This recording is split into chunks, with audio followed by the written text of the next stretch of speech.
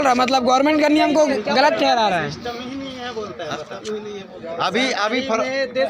अभी मार्च आएगा, कितना बढ़ाएगा मालूम है? 3 रुपये 2 रुपये 3 रुपये 2 रुपये बढ़ाता है, मालूम है? भिखारी टाइप का। हम लोग को भिखारी समझता है। उसका बढ़ता होगा ना तो उसका बढ़ता होगा तो 20,000 बढ़ता होगा, मालूम है, महीने में। और हम लोग का बढ़ाता है 3 रुपये 4 रुपये। बिक दे रहा हम लोग, इतना दारू खत्म हो जाता है। 3 रुपये में सर आजकल साबुन नहीं आता है, बताओ आप।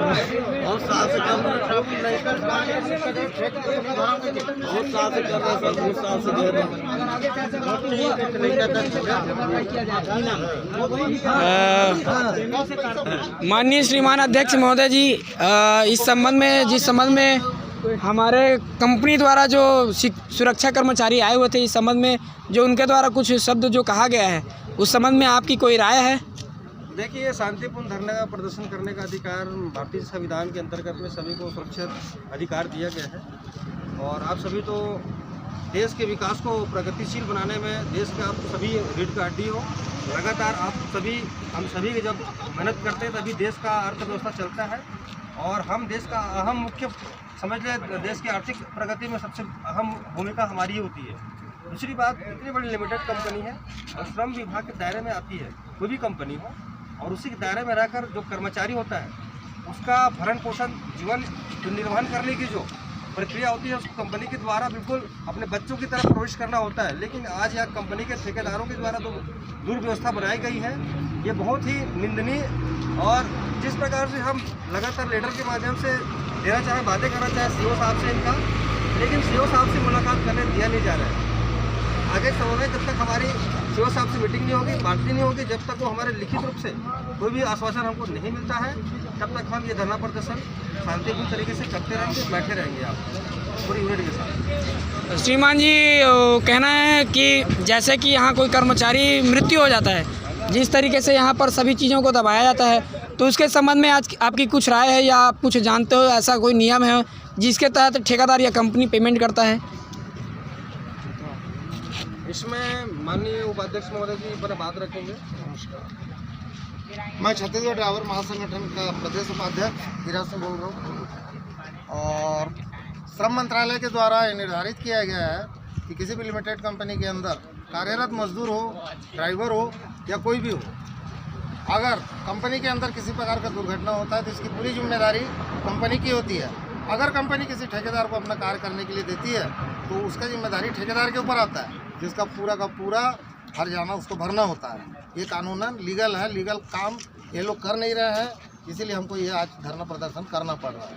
शासन के द्वारा भी नियम दर्शाया गया है कि जैसे कोई कर्मचारी कार्य करते वक्त कि उसी क्षेत्र में मृत्यु को प्राप्त होता है, तो उसके द्वारा मान के चले जैसे कंपनी द्वारा दबा दिया जाता है उस मैटर को, तो उसमें कुछ बीमा की राशि भी दर्शाई होगी या बीमा मिलता होगा उस कंपनी को या उस वर्कर को? जब लगता है कोई भी कर्मचारी काम करने के लिए स्थायी तौर पे, तो शुरू से ही किसी भी लिमिटेड कंपनी में सबसे पहले उसका बीमा कराया जाता है ताकि कंपनी के ऊपर किसी प्रकार का बोझ ना पड़े। लेकिन किसी कारणवश सामने वाला वर्कर, नौकर जो है, काम करने वाला नौकरी करता है, जो कमज़ोर पड़ता है, तो उस दशा में उस पैसे को दबा दिया जाता है और वो पैसा सामने वालों को मिल नहीं पाता, तब जाके परेशानी खड़ा होता है।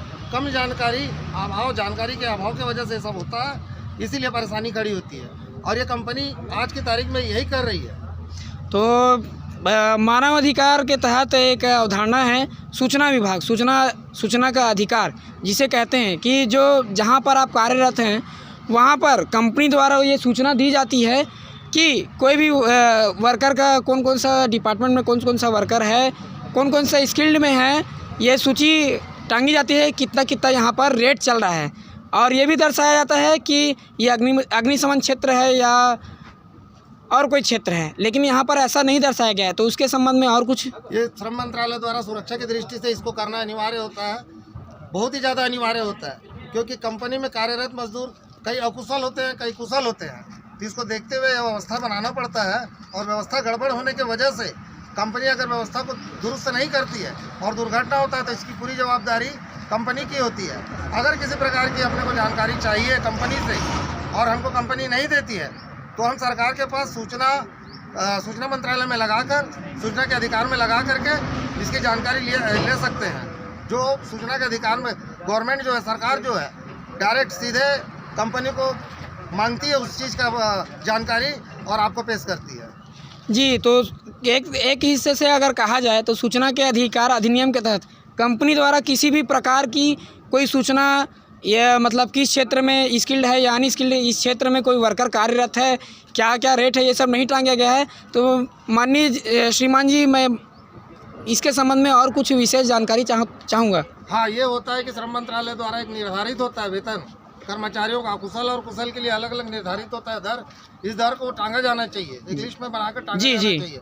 अगर वहाँ पर टांगा नहीं गया है तो अपराध की श्रेणी में आता है। इसके खिलाफ कानूनी कार्रवाई की जानी चाहिए। जी, और माननीय श्रीमान जी, क्षमा चाहूँगा इस संबंध में, क्योंकि हमारे कुछ ड्राइवर भाइयों और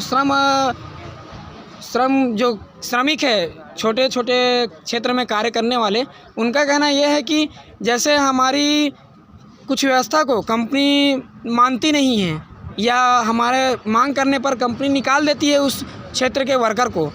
तो श्रीमान जी, इसके संबंध में और कुछ आप बता सकते हैं? यहाँ पर लिमिटेड कंपनी है, अगर लिमिटेड कंपनी है तो निकालने का यहाँ पर प्रावधान नहीं है, नियम नहीं होता निकालने का। अगर शुरू से अगर कंपनी लेती है उसको और नियमित नौकरी के दायरे पर रखती है तो उसको निकालने का अधिकार नहीं है उस तरह से।